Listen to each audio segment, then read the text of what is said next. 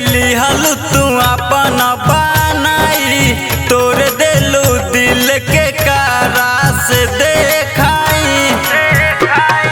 हमारा के लिहल तू अपन बनाई, तोड़ देलू दिल के कारा से देखाई। के करा से करी अपना दिलवा के बात, के करा से करी अपना दिलवा के बात। तू तो चल गइलू जान अपना पियवा के साथ, तू तो चल गइलू जान अपना पियवा के साथ।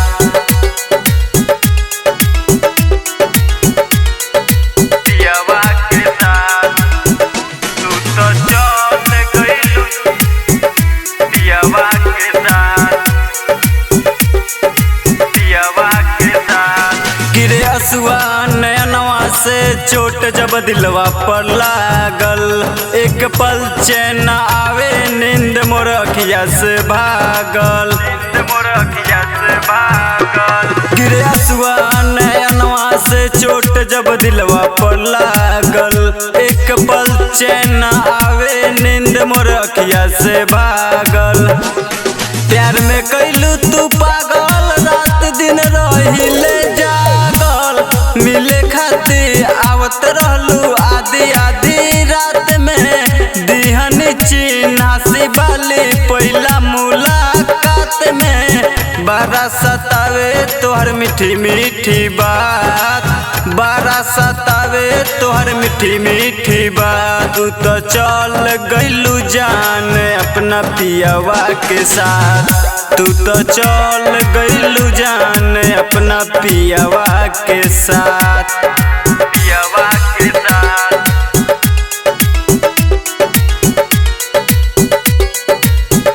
तू तो चल गइलू पियवा के साथ,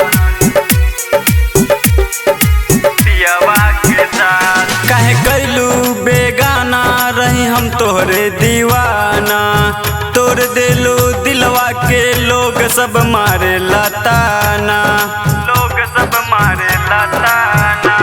काहे कैलू बेगाना रही हम तोहरे दीवाना, तोड़ देलू दिलवा के लोग सब मारे लाताना। लिखे संजू प्यार में लुट के गीत गावेले कन्हैया राजा, सुमित शिकारी के सपना देखैलू। माफिया हरिंदर के काहे भूलैलू, यादो ना कैलू मिलन पूनम के रात, याद ना कैलू मिलन पूनम के रात। तू तो चल गइलू जान अपना पियवा के साथ, तू तो चल गइलू जान अपना पियवा के साथ।